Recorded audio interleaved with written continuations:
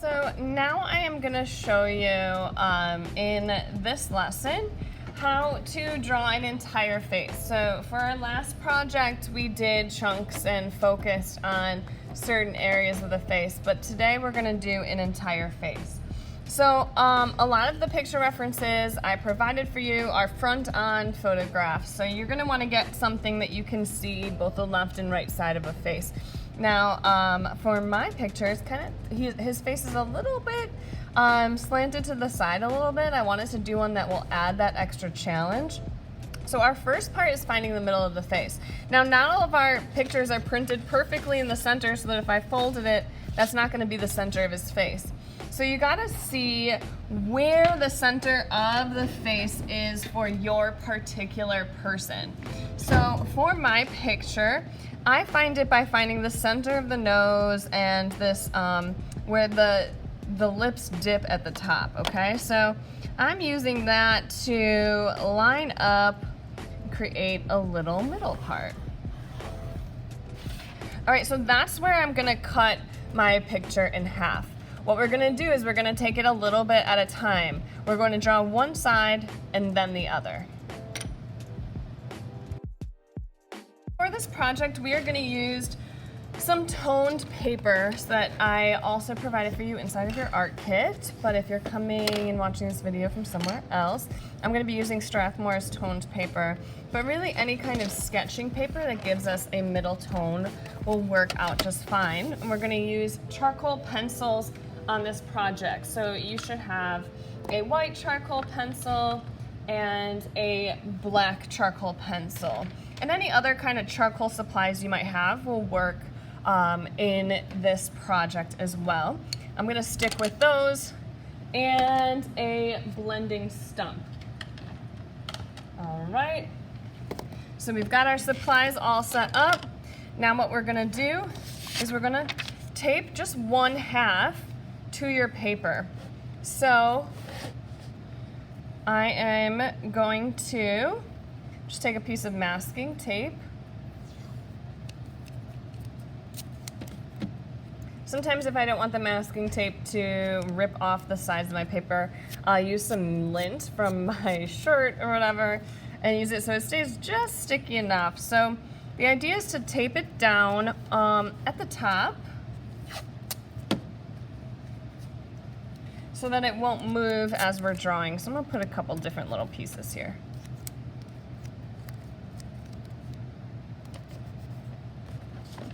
All right. Now, the one on the right doesn't go away. This is our photo reference, okay? We're gonna use this throughout this whole drawing. And when I am doing a half-face drawing, basically the idea is that this teaches us a little bit about relationships, okay? And observing relationships in our drawings. How far over does the eye go from one eye to the next? How do the eyebrows line up? How does the corner of the nose line up maybe with the pupil? Do I see the ear? Do I not see the ear? From the edge of his mouth, what can I use on the face to line it up with? So we're really going to be looking at relationships throughout this entire drawing. So when I get started, I'm going to start with the places that connect here. I'm not going to start with the whole over outside face. I'm just going to start with the places that connect here first. So when I look at this, I can, and I like I've done before, like to make some little marks here to help me see. So I'm going to start with the corner of his nose. I could see that I see a little bit more here at the corner of his nose, and then it kind of comes upward. I start to see a little bit. So I'm starting with guidelines. I always start with guidelines first. So I'm just placing, okay, so how far over do I see his nostril here? So I'm just going to kind of guess and look and create some little sizing relationships. I see like the bottom of his nose over here. Now I'm going to just kind of compare it, see if I got it right.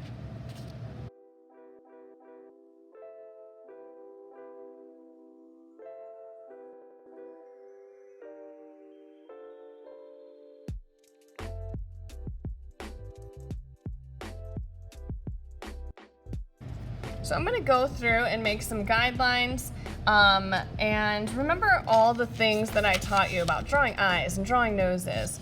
That's all gonna come back after I start with my guidelines. So I'm gonna go through and keep drawing and checking and drawing and checking until I feel like I have my placement correct.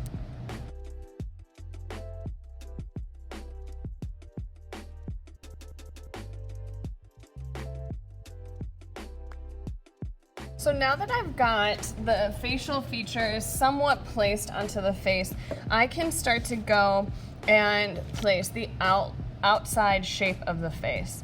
Now, I want to get these facial features first, so then I can say, okay, the edge of his face comes about, half an inch from the side. So I start to kind of go back and forth. Again, this is going to be another check, right? So I'm going to say, okay, I see it kind of go straight. I see it kind of round out. I see it go inward here. I see a little bit of his cheekbones over on this side. When it comes to his mouth, I got about maybe an inch before I start to see it. So again, making guidelines and building it up and then checking again.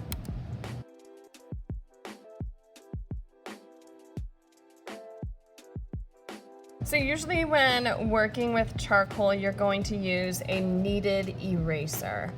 That eraser is best because it doesn't push the charcoal into the paper.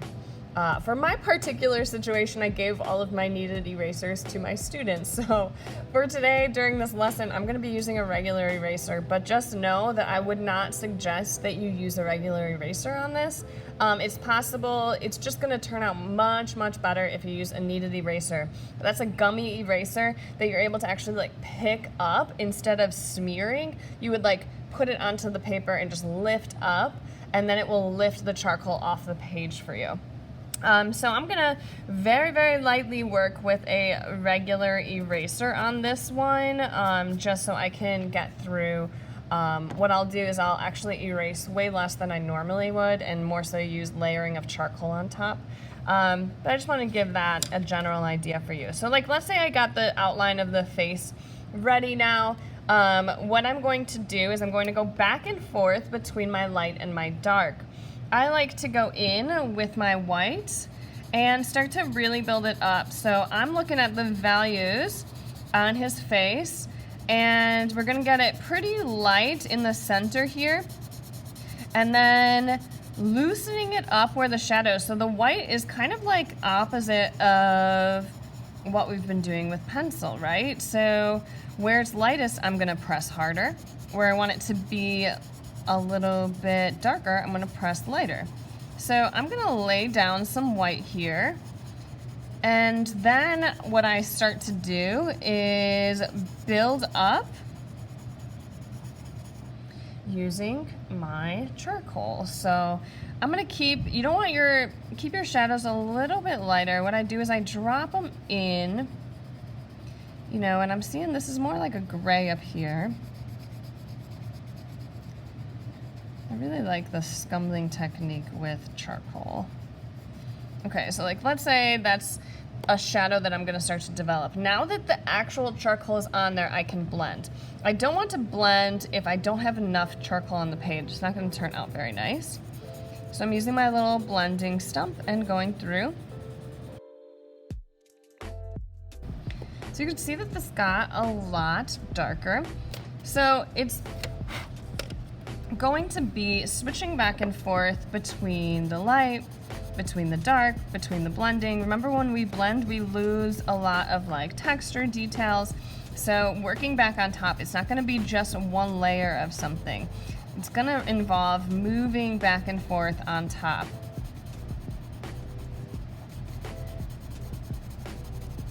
I'm not gonna guide as much about how to shade an eye, a nose, and a mouth, because those are all seen in my previous videos. So if you haven't watched them yet, go and watch how to shade an eye, how to shade a nose, and a mouth on my channel. You'll find the links. But basically just know, as you're working through this, that you're always gonna start with your light, bring in the shadows, blend, and layer back on top, okay? So I'm gonna work through the right side of this face.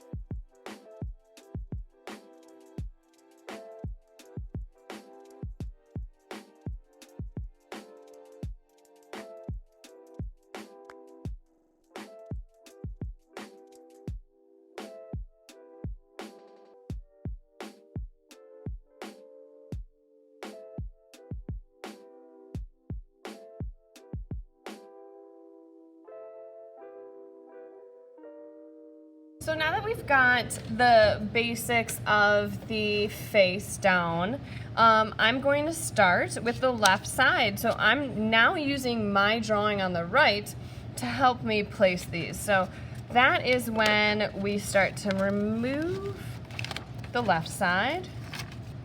And now what we're gonna do is do the same kind of thing. Checking to make sure we've got certain relationships. So looking at where, the eyebrows might meet. Looking at where eyes will go. Checking back and forth, making light marks first. Checking them. And adjusting as we move through. So checking, adjusting, checking through, adjusting again,